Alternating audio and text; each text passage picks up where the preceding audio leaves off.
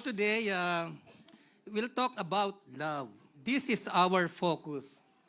God is love, the source of love, and the text is found in 1 John chapter 4, verses 7 to 19. Let's have a word of prayer. Dear Heavenly Father, we come to your presence right now. I pray that your Holy Spirit will speak to us, guide us into all truth. Lord, may we learn something from your words. Lord, I pray that it will become rima or make it alive to us. Bless your word. We lift up your name. In Jesus' name, amen. So, God is love, meaning God is the source of love. God is the originator of love. God is the author of love. God is love, the source of love. We have only 2 points. God's love manifested in us, and number 2, God's love perfected in us. Before we read the passage, let's try to define love. Love is an English word, but the New Testament, the Bible is written, the New Testament is written in Greek. In Greek language, there are 4 kinds of love: agape, eros, phileo, and storge. So, which one is which? So, let's define. Eros love. Eros love is where the word erotic comes from. It's a romantic love, passionate, characterized by physical desire. It's a passionate love. It is love for the opposite sex. It is a conditional love. I love you because. It is a sexual love, and it satisfies one's desire. There is another kind of love. We call it phileo. Phileo is a friendship kind of love. Do you remember Jesus asked Peter 3 times? First, do you love me, Peter? That word, do you love me? Do you agape me? What was the answer of Peter? Lord, I phileo you. Maybe Peter is not capable of saying, I agape you, because, he denied Christ 3 times. It's also a conditional love. I love you because. I love you because we share the same interest. I love you because we have the same hobby. I love you because you are my neighbor. I love you because you are my friend. There is another kind of love. Storge. Storge is familial love. It's a love within the family.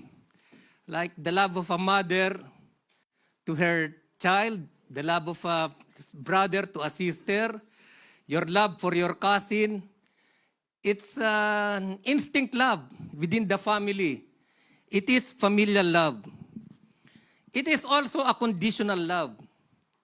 I love you because you're my mother. I have no choice. I love you because you're my son. You're my daughter. I have to do my best. So it's an instinct innate from family members. So that is also love. And there is another kind of love. We call it agape. Agape is God's kind of love. Agape is a sacrificial love. Do you know the word love was first mentioned in the book of Genesis? The word love was first mentioned in the book of Genesis, chapter 22. When God tested Abraham, God said to Abraham, Abraham, and he said, here am I. God said, I want you to offer your son, your only son, whom you love, and offer him to me as an offering on one of the mountains which I'm going to show you in Mount Moriah. Abraham believed that even if he offered Isaac as an offering, burnt offering, the book of Hebrews says he believed that God is able to bring him back to life. Oh, no problem, Lord. So that's why Abraham is a man of big faith. So God said, offer your son, your only son, whom you love. That's the first time the word love appeared in the Bible. It's a sacrificial love. He's going to sacrifice his only son to God.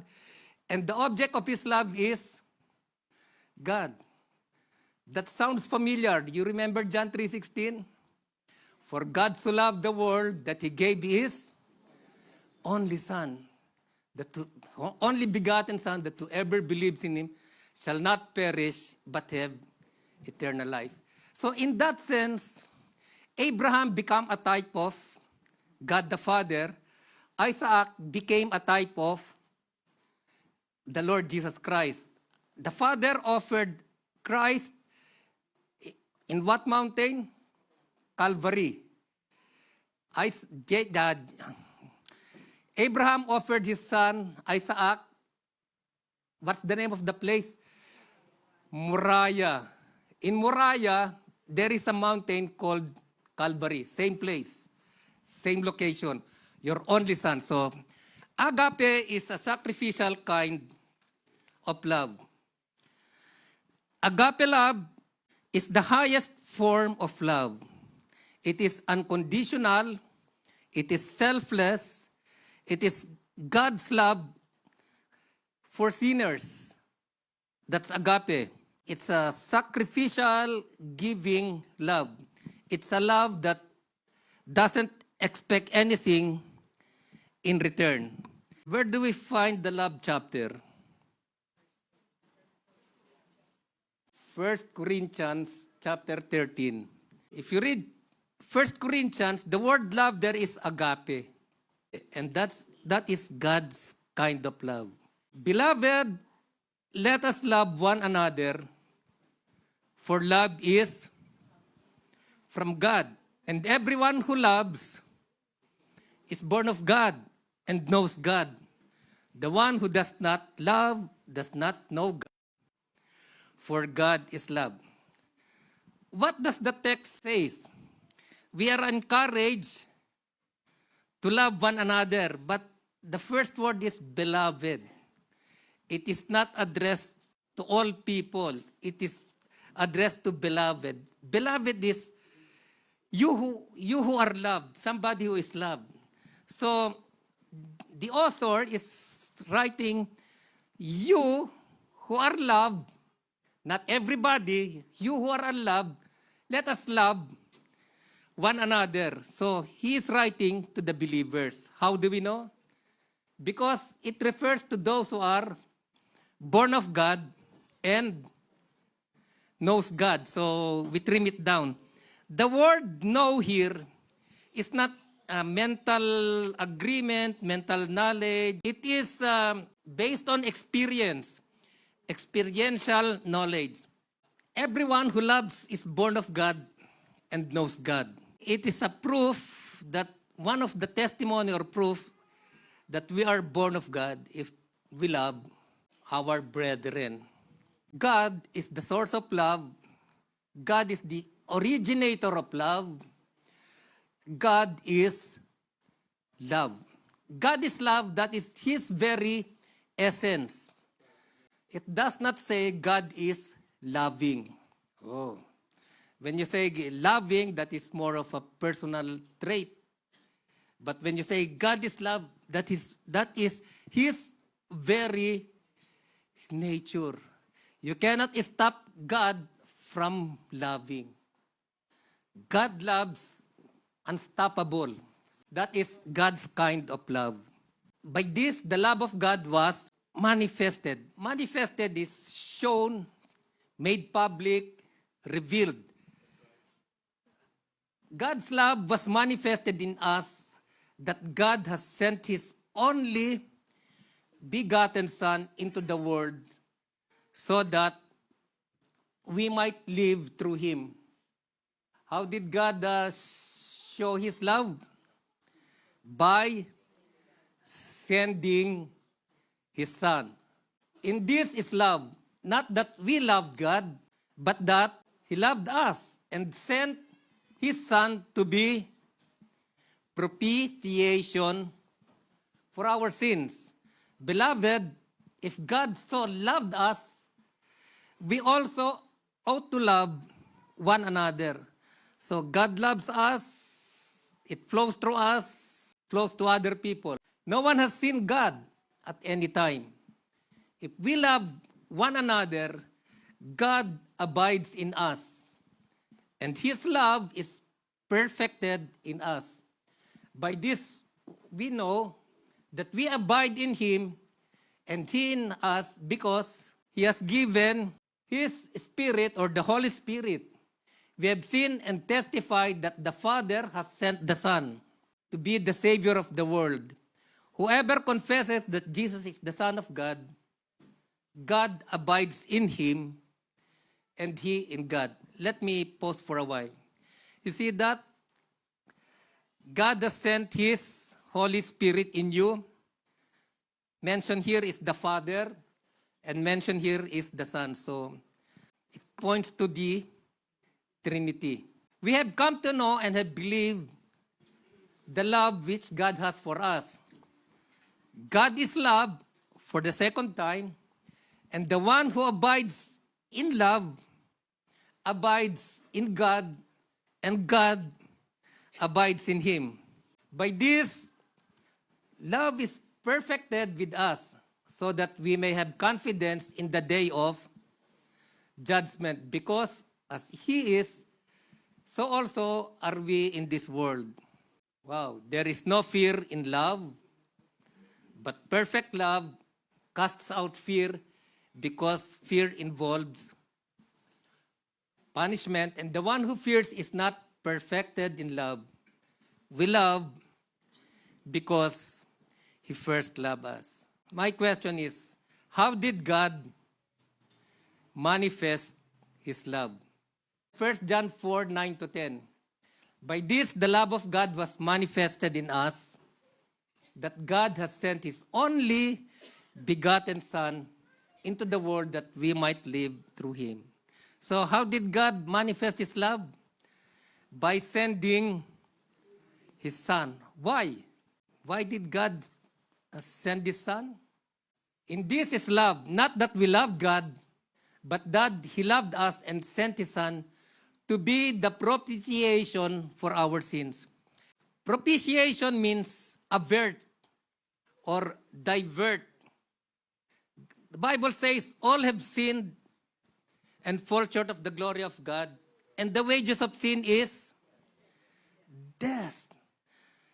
God's holiness, God is holy, man is sinful, judgment is coming. The wages of sin is death. Now, that judgment, wrath is coming to us. But God's wrath has to be diverted. It has to be averted or directed somewhere else. God's wrath directed to us has been diverted, averted. Do you know that the Apostle Paul says, we are by nature children of wrath? Is that in the Bible? Yes, in Ephesians. We are by nature children of wrath. We hear John 3:16 all the time, God so loved the world. That is John 3:16, but nobody preaches about John 3:36. What is John 3:36? He who believes in the Son has eternal life, but he who does not obey the Son will not see life, but the wrath of God abides in him. Wow. So, we are the object of God's love, but we are destined for eternal punishment. So somebody has to reroute the punishment. Somebody has to absorb or redirect the punishment. And that redirection or averting it or aversion, that is the word propitiation. So when Christ came, he satisfied God's wrath. He absorbed the wrath of God when he was crucified on the cross. He paid for the death penalty of sin. On the cross, what did Jesus say? It is finished. It is paid in full. Tetelestai, paid in full.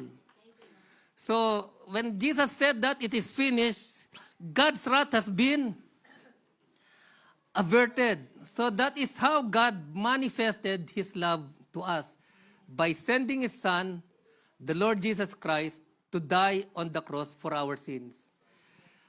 For God so loved the world that he gave his only begotten Son, that whoever believes in him shall not perish but have eternal life. For God, the greatest lover, saw the greatest degree, loved the greatest affection, the world, the greatest company of sinners, that he, the greatest giver, gave the greatest act, his only, the greatest sacrifice, begotten, the greatest uniqueness or the most unique, Son, the greatest gift, that whoever, that's the greatest invitation, believes, the greatest condition, in him, the greatest personality of all time, shall not, the greatest promise, perish, the greatest loss, but the greatest difference, have the greatest assurance, eternal life, the greatest possession. That is John 3:16. God so loved the world. Romans 5:8, but God demonstrates his own love toward us in that while we were yet sinners, Christ died for us. Much more then, having now been justified by his blood, we shall be saved from the wrath of God through him. Christ became the propitiation for our sin. For if while we were enemies, so that was what we are, or what we were before knowing Christ, we were reconciled to God through the death of his Son. Much more, having been reconciled, we shall be saved by his love. So that is how God manifested his love to us, 1 John 2:2. And he himself is the propitiation for our sins, and not for ours only, but also for those of the whole world. In this is love, not that we loved God, but that he loved us and sent his Son to be the propitiation for our sins. So Jesus diverted God's wrath. Actually, he absorbed it. The Bible says he became sin on our behalf. The Bible does not say he became a sinner. No. He became sin because of us. The wrath of God was poured to Christ. See, he absorbed everything, the penalty of sin. He is the propitiation for our sin. Okay, so propitiation means appeasing.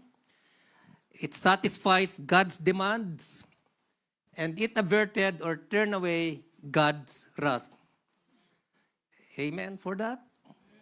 So 2 Corinthians 5:21, he made him who knew no sin to be sin on our behalf, so that we might become the righteousness of God. Point number 2, God's love is perfected in us. You remember when we read the passage many times, over and over again, the word love, loves, love, beloved is mentioned. You know how many times? The book of John is just very short. 1 John, about 6 pages in my Bible. But the word love, loves, beloved, appeared 52 times. Every time it is mentioned, it is with reference to agape kind of love. The text we just read from verse 7 to 19, the word agape appeared 24 times. So this epistle must be a gospel of or an epistle of love. Here we can see God's love because He's the source of love, the originator of love. God is love, that is His very essence. So God's love is perfected in us. Can you believe that? How is that possible? God's love is always perfect. How come it says it's perfected in us? So our keyword here is abides. How many times did that word abide appear? Actually, no one has seen God at any time. If we love one another, God abides in us, and His love is perfected in us. By this we know that we abide in Him and He in us because He has given His Spirit. We have seen and testified that the Father has sent the Son to be the Savior of the world. Whoever confesses that Jesus is the Son of God, God abides in Him and He in God. We have come to know and have believed the love which God has for us. God is love. And the one who abides in love abides in God, and God abides in Him. So over and over again, the word abide is repeated, mentioned. So there must be something in it. By this, love is perfected with us so that we may have confidence in the day of judgment, because as He is, so also are we in this world. When we say abide, in the Bible, it has with reference to God dwelling with us. When Adam and Eve was created, they enjoyed the fellowship in the Garden of Eden. Adam and Eve, or God abides with Adam and Eve in the Garden of Eden. It was fellowship. During the time of Moses, in the wilderness, God dwelt with the Israelites where? In the tabernacle. So the tabernacle is the dwelling place of God. God abides or abided with them through the tabernacle. During the time of King Solomon, there was the temple. The tabernacle is past. The temple in the Holy of Holies, that is where God dwells. So God abides with them through a place where God dwells. It's a dwelling place of God. John 1:14, the Word became flesh and dwelt among us, and we have seen His glory, the glory as of the only begotten Son of the Father. So when God incarnated, we have seen the Lord Jesus Christ, and the word used was tabernacled. God dwelt in us. So the word dwell or abides, they go together. God abiding us, God dwelling in us. Christ ascended, the Holy Spirit came. What does the Bible tells us? You are the temple of the Holy Spirit, the temple of God, because the Holy Spirit lives in you. Now God dwells in you. God abides in you. So God abides in us. Where is God? In us. He, or the Spirit, where is He? In us. As a believer, we abide in Him. We are in Him. If you read the book of Romans, you will always read the phrase, you are in Christ. What does it mean to be in Christ? I have a piece of paper here. I put this on the Bible, on this book. What happens to the book happens to the piece of paper, correct? If I send it to the Philippines, the piece of paper goes to the Philippines. If I burn this book, that piece of paper burns. If I bury it, what happens to that paper? So anything that happens to this book will happen to that piece of paper. If you read the book of Romans, you will see that many times, again and again and again, Paul says that you are in Christ. So everything that happened to Christ happened to you. Christ died. You died with Christ. Christ was buried. You were buried with Christ. That's why baptism is a picture of death, burial, and resurrection of Christ. So not only God indwells us, we are in Him. Verse 15, God abides in Him. Who is the Him? The believer. Same verse 15, He in God. God, verse 16, God abides in Him, the believer, and same verse, abides in love, abides in God. By this, love is perfected. So how is God's love perfected in us? God's love is perfected in us if God dwells in us. Because man is not perfect. However, you are not in the flesh, but in the Spirit, if indeed the Spirit of God dwells in you. But if anyone does not have the Spirit of Christ, he does not belong to Him. So if God dwells in you, you are not perfect, but you become perfect in the sight of God because He dwells in you. Do you not know that you are a temple of God and that the Spirit of God dwells in you?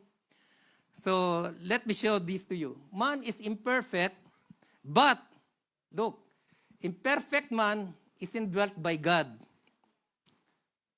God is perfect. A perfect God dwells in an imperfect man. By this, love is perfected. Praise the Lord. By this, love is perfected with us so that we may have confidence in the day of judgment. Because as He is, so also are we in this world. Judgment is coming. There is nothing to fear. Why? Because we are saved.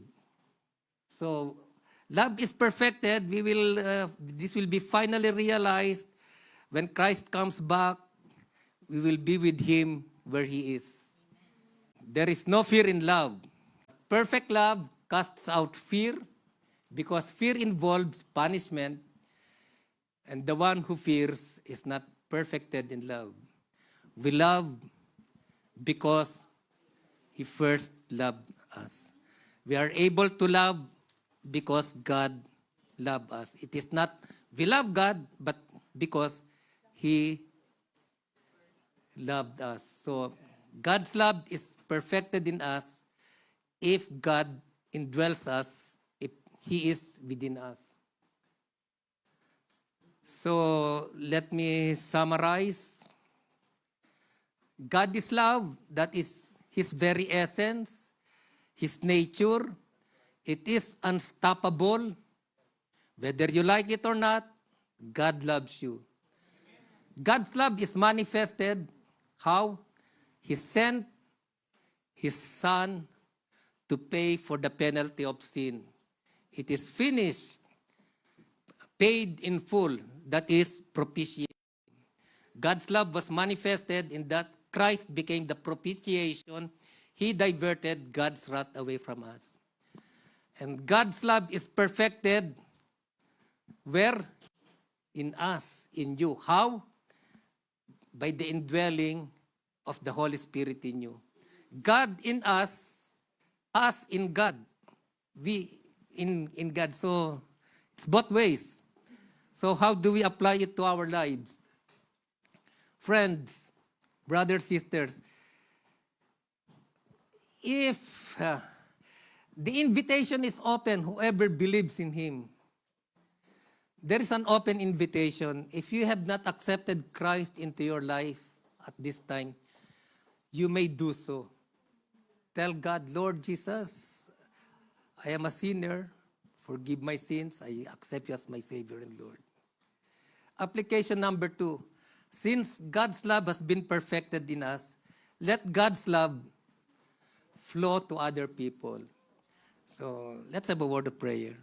So if at this point you are not sure whether God's wrath has been averted away from you, you can just say, Lord, I accept you.